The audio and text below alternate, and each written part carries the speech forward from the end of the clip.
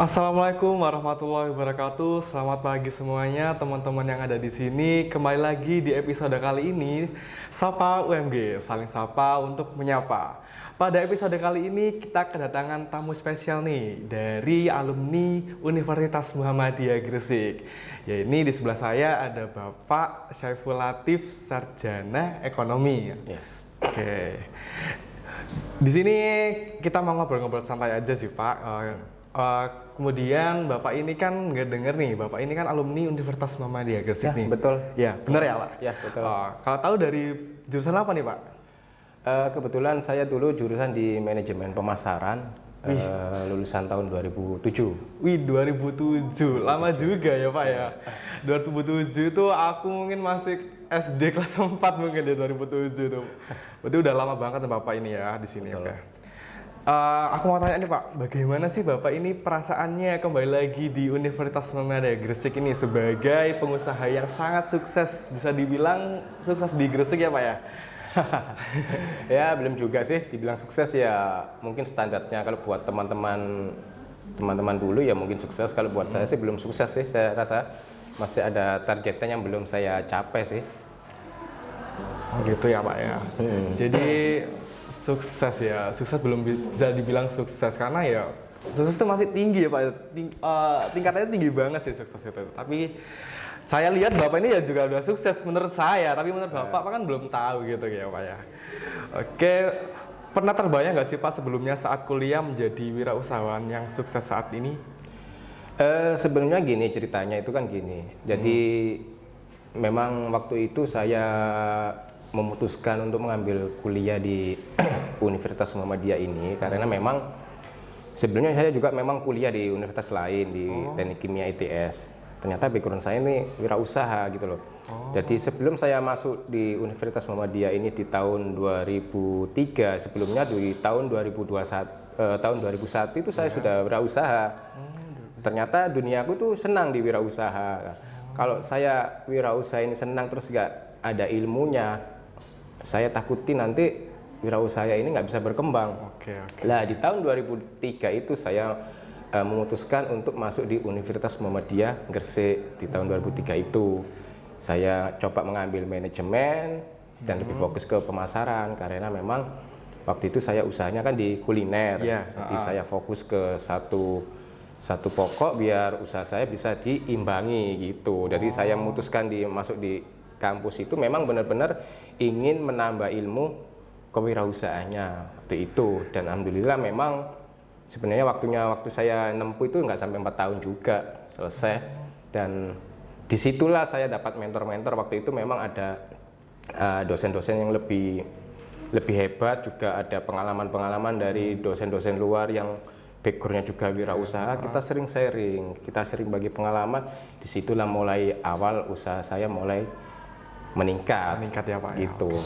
Keren. Jadi dulu sebelum masuk ke dunia marketing pemasaran, sebelumnya udah pernah kuliah juga ya Pak ya, tapi Ya, belum betul. passion di wirausaha, jadi masuk ke Universitas Muhammadiyah Gresik bisa menjadi wirausahawan yang sukses saat ini gitu kan. Kalau boleh tahu nih, Pak Syaiful ini dulu cita-citanya sebagai apa sih? Atau emang sudah cita-citanya jadi wirausahawan dari kecil? Mungkin dari polisi atau dipanggil Pak Lam. Mungkin kita masih ini Mas aja ya? panggil Mas aja. Nah, biar akrab gitu. Oke. Pakai sawangannya gitu. Siap. Sebenarnya memang nggak ada di dalam pikiran untuk menjadi seorang wirausaha itu nggak ada. Itu mengikuti alur aja sih, arus gitu loh. Dimana passion kita suka ya itu aja. Kalau dari kecil dulu, apalagi orang tua itu menekankan bahwa sebenarnya saya disuruh menjadi seorang pegawai swasta atau pegawai PNS karena gitu ya. Pendapatannya jelas, penampilannya juga rapi, terus pensiunannya juga jelas gitu loh. Ya itu kan orang tua. Ternyata di dunia yang saya jalani, saya nggak cocok di dunia itu. Dunia yang penuh dengan birokrasi itu nggak cocok, nggak ada tantangannya gitu loh. Akhirnya saya lebih ke wirausaha. Wirausaha itu banyak tantangannya, banyak ilmunya, banyak temannya, dan kita juga bebas gitu loh, mau ngapain, waktunya juga bebas. Disitulah passion saya, walaupun banyak ditentang oleh orang tua, Tapi apa yang saya ambil putusan itu harus saya pertanggungjawabkan. Insya Allah nanti orang tua juga akan mengerti. Nah ternyata yang saya pilih ini wirausaha. Kebetulan wirausaha yang pertama kali aku ambil itu adalah ya kuliner, itu bakso itu. Bakso itu Pak ya. Bakso. Keren. Jadi kalau aku dulu sih cita-citanya dari kecil tuh pengen jadi dosen sebenarnya Pak. Tapi berhubung aku saat ini tuh masuk di dunia manajemen, aku melihat pasar, kayaknya aku bisa nih jadi wirausahawan gitu kan.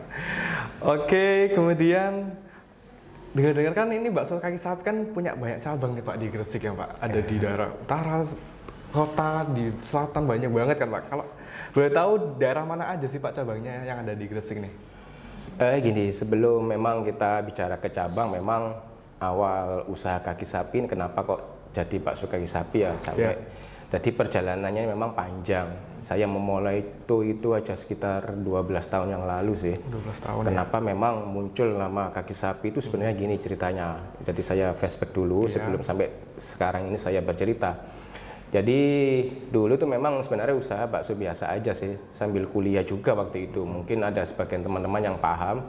Waktu dari usaha juga ngambil kuliah juga. Nah, dari situ kita dapat ilmu bagaimana sih jualan itu juga bisa memenuhi keinginan konsumen.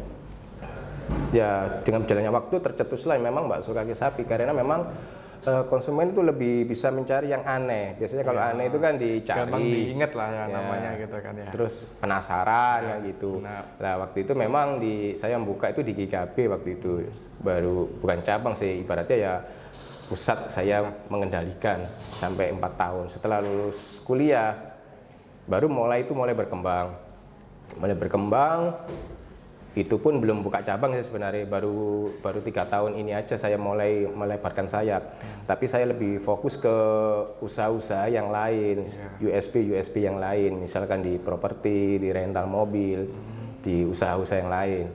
Ternyata memang banyak halangannya dan itu pun juga bukan passion saya, kayaknya ya nggak cocok lah itu. Jadi saya jalankan ala kadarnya, saya lebih fokus lagi ke bakso kaki sapi, saya kembangkan. Sekarang ini detik ini juga sudah memiliki kurang lebih 4 cabang. Yang ada di GKB ada 2, terus di PPS, di Econ Mall, dan sebenarnya di tahun ini juga ada tawaran 3 cabang lagi rencana mau saya buka. Insya Allah mungkin ke depan lebih banyak lagi di setiap daerah-daerah sudah ada harapan saya sih, dan lebih mengembangkan ke usaha-usaha yang lain. Kebetulan memang istri saya juga siap untuk mendukung kayak gitu. Iya sih Pak, kalau kita mau bikin usaha ya, tapi cuma pengen mewah di awal aja, tapi kita nggak pikir seterusnya itu gimana kan ya jadi repot juga nantinya. Kemudian senang dan sedihnya itu pasti sudah dilewati ya sama Mas Saiful ya. Bisa cerita gak sih Pak untuk kawan-kawan milenial berprestasi yang ada di sini tentang pengalaman senang dan sedihnya sebagai wirausahawan pemilik bakso kaki sapi? Betul. Kalau saya sih berprinsip seperti ini. Kalau buat teman-teman ataupun adik-adik saya yang masih kuliah di kampus ini, mumpung kalian masih muda, ya. Dulu saya juga masih muda. Saya habiskan waktu jatah gagal saya itu sudah saya habiskan. Jadi di waktu muda memang jatah gagal saya itu sudah saya habiskan sebanyak mungkin biar saya gagal. Karena apa? Nanti mudah-mudahan di umur 30 ke atas itu jatah gagal saya sudah habis. Jadi tinggal ngambil kesuksesannya aja gitu loh. Karena apa? Kalau jatah gagal kita di usia muda sudah kita habiskan, kita ini kan masih kuat. Kalau masih kuat itu besok kalau sudah agak lemah itu tinggal menikmatin hasilnya gitu loh. Benar-benar. Cobalah apa yang kalian bisa kerjakan, jangan pada posisi zona nyaman, rebahan, main HP, terus lihat TikTok, itu eman. Kalau buat saya sih, lebih baik sekarang saya susah nggak apa-apa mudanya, nanti setelah umur 30 tahun ke atas ini saya sudah menikmati hasilnya, dan sekarang memang saya alami itu. Dari sekarang itu ibaratnya walaupun saya tidak bekerja, itu uang sudah datang sendiri dengan usaha-usaha yang sudah saya bangun kemarin di usia muda. Jadi sekarang enak, mau liburan, mau jalan-jalan pun ya tetap dapat uang. Coba kalau kalian nggak bangun dari awal ini, dari usia muda kalian, jangan harap kalian akan menikmatin setelah 30 tahun ke atas itu akan menikmati kehidupan yang enak itu. Benar. Jadi di waktu usia muda itu nggak hanya cuma rebahan nonton TikTok, scroll TikTok. Kenapa kita nggak jadi yang content creator-nya biar kita dapat uang gitu kan? Kita nggak nonton aja, tapi kita jadi kreatornya kan gitu sih Pak ya. Kemudian apa sih Mas Syaiful ya, sorry. Tadi bilangnya Pak terus Sali. Sekarang kita manggilnya Mas aja biar saling akrab ya. Apa sih tips and triknya supaya kita bisa jadi wirausahawan yang sangat sukses begitu? Ya tadi sudah saya jelaskan, memang untuk menjadi wirausahawan yang sukses memang kita harus bekerja keras, karena apapun yang kita jalankan itu adalah ya awal yang kita bangun gitu loh. Yang kalau kita ada keinginan apa itu ya kerja keras dulu. Memang saya ada keinginan ke depan. Yang pertama memang kita wujudkan impian dulu. Kamu kepengen jadi apa ke depan? Itu kamu rancang, baru sekarang Anda kerjakan. Jangan hanya di angan-angan aja, kerjakan aja langsung sebagai anak muda, kerjakan. Soal nanti itu ada gagal atau tidak, itu urusan belakang. Ini kita kerjakan. Kalau saya sih dulu kalau perjalanannya usaha sih, itu kalau gagal itu sudah banyak, kerugian pun banyak gitu loh. Pernah ditipu, pernah dibawa lari, bahkan saya sudah mengalami 3 kali orang kepercayaan saya ini mengkhianati saya. Itu pernah dari usaha. Satu dulu di rental, itu pernah orang kepercayaan saya itu sampai membawa mobil saya 3, padahal dia sudah ikut saya kerja 3 tahun, dan sudah saya percaya, sangat percaya sekali. Terus yang kedua itu adalah di properti juga. Orang itu sudah saya percaya, sudah saya ibaratnya sudah saya serahkan semuanya kegiatan ke orang itu. Saya pernah ketipu juga soal tanah juga, pembelian sampai 600 juta. Dan baru-baru ini juga kemarin orang yang saya sangat percaya, saya anggap kayak keluarga itu, yang di bisnis wedding organizer ya, ibaratnya saya saudara, bahkan berani membuat saya kecewa itu ya, ibaratnya maaf merampok rumah saya kayak gitu. Saya nggak tahu apa yang ada dalam pikirannya dia. Ya pengalaman itu banyak gitu loh. Itu yang nominal besar sampai 200 juta kerugian saya itu. Lumayan juga ya Mas ya. Gagal rugi. Tapi kalau berhasil ya itu kenikmatan sih. Tapi namanya orang ya, kalau namanya orang wirausaha, kalau semakin berhasil itu malah tuntutannya juga tambah besar. Godaannya juga tambah besar sih sebenarnya. Jadi sebenarnya wirausaha itu tergantung dari niatan kita sih. Kalau kita sudah jadi niat wirausaha ya kita jalanin aja, untung rugi itu ya kita jalanin. Yang penting di dalam wirausaha itu selalu belajar. Detik ini saya belajar apa yang ada di lingkungan masyarakat ini yang dibutuhkan. Besok tahun depan juga belajar. Kalau kalian jadi wirausaha tidak mau belajar, saya yakin mungkin usaha Anda di tahun ini juga akan gulung tikar. Karena namanya wirausaha itu akan selalu belajar terus sampai akhir hayat mungkin, atau sampai detik di mana Anda sudah nggak mau berwirausaha. Kalau masih tetap berwirausaha ya belajar terus, belajar ke orang pengalaman, belajar ke lingkungan, belajar ke konsumen. Itu yang saya alami sih sekarang. Ya memang ada suka dukanya ya kayak gitu loh. Terus yang kedua ya, kalau pesan orang tua itu jangan lupa sering menyantunin gitu ya. Benar. Sisihkan sedekah, uang ya, sedekah itu. Terus sering-sering memberikan manfaat bagi masyarakat. Itu memang saya rasakan, baru hasilnya itu saya rasakan. Dulu memang saya pernah berargumen, selama ini saya bersedekah ini nggak ada hasilnya. Ternyata di tahun 2020 kemarin, itu kan punya corona ya. Iya, musim-musimnya pandemi COVID-19. Nah, ternyata fungsinya sedekah dan kita berbagi itu terasa. Jadi tips and triknya menjadi wirausahawan seperti Mas Syaiful ini, yang pertama kuat mental. Ya, kita berani dapat mental yang kuat. Kita nggak bisa punya mental yang ecek-ecek. Harus usaha itu punya mental yang berani mengambil resiko ya Pak. Kemudian yang kedua, kita harus benar-benar belajar. Kita harus bisa belajar membaca peluang pasar kita. Jadi kalau misalnya kita ketinggalan ya bakal diambil kompetitor lain gitu kan ya Pak. Oke, yang ketiga, jangan lupa bersedekah, karena bersedekah itu penting ya teman-teman. Bersedekah kita mungkin sekarang belum dapat hasilnya, mungkin setahun, 2 tahun, nah, betul. 10 tahun lagi itu bakal merasakan hasilnya. Iya, gitu. betul. Oke, yang terakhir nih Mas Saiful, pertanyaan kata-kata motivasi untuk kawan-kawan milenial berprestasi yang ada di Universitas Muhammadiyah Gresik supaya sukses gitu. Oke, berhubung kalian ini buat mahasiswa-mahasiswa saya sudah mengalami kuliah, ibaratnya sudah belajar studi, selesaikan dulu studi kalian sambil belajar. Jadi kalian jangan tergantung bahwa studi itu nanti kalian belajar, kuliah, terus kalian bekerja. Tidak, karena memang prinsip saya belajar itu bukan untuk mencari kerja, tapi untuk mengasah kemampuan saya, biar saya berkomunikasi dengan orang lain itu nggak gaptek gitu loh. Tapi yang penting kalau kalian memang sekarang bisa melakukan usaha, kerjakan sekarang ini. Kerjakan apa yang kamu bisa, jangan hanya kuliah aja. Mungkin ambil freelance lah ya. Freelance kerjaan atau jadi konten kreator atau apapun kerjaan lakukan.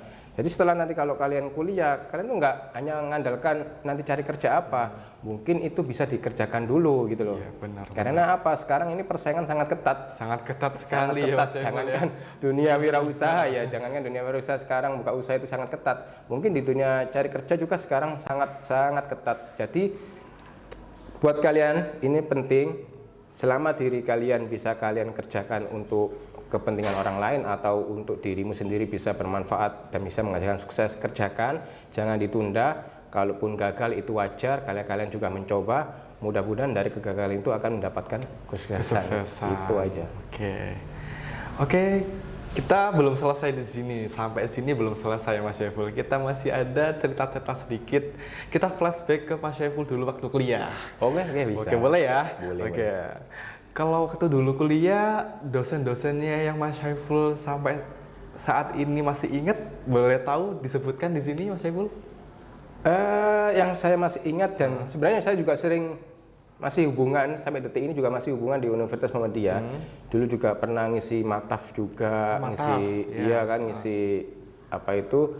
kesan-kesan alumni juga, pernah juga ngisi dosen tamu juga, sering juga di teknik juga sering. Di ekonomi juga sering. Sementara ini dosen juga masih banyak yang saya ingat, mungkin Pak Agung juga ada, Pak Sukaris, terus Bu Rosi, terus Pak ya mungkin ada yang sudah keluar sih, Bu Mira, Bu Mas Mira itu, terus sama Mas Faris, dulu juga masih adik kelas, sekarang juga sudah jadi dosen juga. Mas Faris itu, terus Bu Wenti. Ya mungkin yang kenal di manajemen seperti itulah. Kalau di teknik ada Pak Eko. Ya. Dulu Pak Eko yang almarhum juga rektor juga. Sangat dekat juga. Mas Syaiful ini kan alumni manajemen ya, Ada gak sih kalimat-kalimat atau ucapan untuk dosen manajemen yang ada di UMG gitu? Sepatah dua kata lah gitu, yang ingin diucapkan. Jadi kalau dosen-dosen mungkin diasah ilmu non akademiknya, bahwa di dunia lapangan sekarang ini mungkin mulai tahun kemarin sampai mungkin ke depan, bahwa harus mengerti bahwa di non akademik itu sekarang lebih diandalkan soft skill ya Mas. Soft skillnya itu yang bisa membuat bisa diterapkan ke mahasiswanya, bahwa mahasiswa tidak hanya dapat teori, tapi kalian harus punya yang kelebihan di soft skill ini. Benar. Untuk menopang pribadi kalian. Itu sih, tambahi aja pengalamannya. Ya sih, kalau sekarang itu kan, kalau misal menurut data administrasi, kita juga kalah sama anak-anak universitas negeri yang lainnya kayak. Oh iya. Kita harus PR saya itu waktu dulu itu aku kuliah di UMG, aku udah tahu ini kampus swasta. Tapi aku harus punya soft skill yang harus aku banggain gitu loh. Aku bisa semuanya itu harus punya. Karena aku pasti tahu kalau besok kerja itu aku bakal kalah sama anak-anak universitas negeri yang lainnya gitu loh. Jadi aku harus punya soft skill. Misal punya soft skill public speaking, punya soft skill event organizer atau manajemen dan lain-lain. Itu harus penting banget untuk saat ini ya Mas Saiful ya. Kemudian aku mau tanya nih Mas Saiful, tanggapan Mas Syaiful tentang kemajuan Universitas Muhammadiyah Gresik ini dan yang sekarang ada di era milenial. Kan pasti beda tuh waktu Mas Syaiful dulu kuliah dulu dan sekarang kan pasti beda. Oke, betul ya. Ini bagus ya juga. Dulu memang Universitas Muhammadiyah ini dipandang sebelah mata ya. kampus yang sebelah mata karena belum terkenal. Di zamanku dulu waktu kuliah pun ya masih orang mau masuk ke kampus Universitas Muhammadiyah itu, wah Muhammadiyah lebih baik ke Surabaya aja gitu loh. Benar. Nah, ternyata setelah saya lulus itu bahwa ada kebanggaan kalau kita lulus dari kampus Universitas Muhammadiyah karena banyak lulusannya itu bisa diterima di perusahaan-perusahaan. Mungkin juga keterkaitan dari pimpinan-pimpinan juga dan memang skillnya dari mahasiswa itu memang bagus. Kalau lulusan teori mungkin kita kalah, tapi dalam dunia kita di dunia kerja, dunia luar kita nggak butuh pinter sih. Siap. Kalau dulu saya background mungkin dibilang nggak pinter, tapi yang kita butuhkan bagaimana bisa cari uang yang banyak, jadi orang sukses. Toh teman saya dulu pinter juga, ya kehidupannya biasa aja kan. Justru yang nakal-nakal sekarang jadi orang sukses. Bener itu Jadi, pengalaman juga. Iya, jadi nggak perlu juga kita kalah sama negeri nanti ilmunya materi ini. Itu kalau kalian mau kalian mungkin itu hanya perbandingan bahwa kalau kita punya ijazah yang dari negeri mungkin peluang besar tapi juga gak nyamin sukses. Karena kesuksesan adalah diri kita sendiri gitu loh. Jadi yang nakal pun yang suksesnya banyak kok gitu loh. Jadi ya itu tadi soft skill-nya kita tambah, kita tambahin juga, kita asah, kita cari-cari mana yang bisa membuat kita jadi hebat. Itu yang penting. Nah, itu tadi sedikit pengalaman cerita-cerita dengan Mas Syaiful selaku pemilik bakso kaki sapi Gresik. Dan jangan lupa see you di episode Saling Sapa untuk menyapa di episode selanjutnya. Wassalamualaikum warahmatullahi wabarakatuh.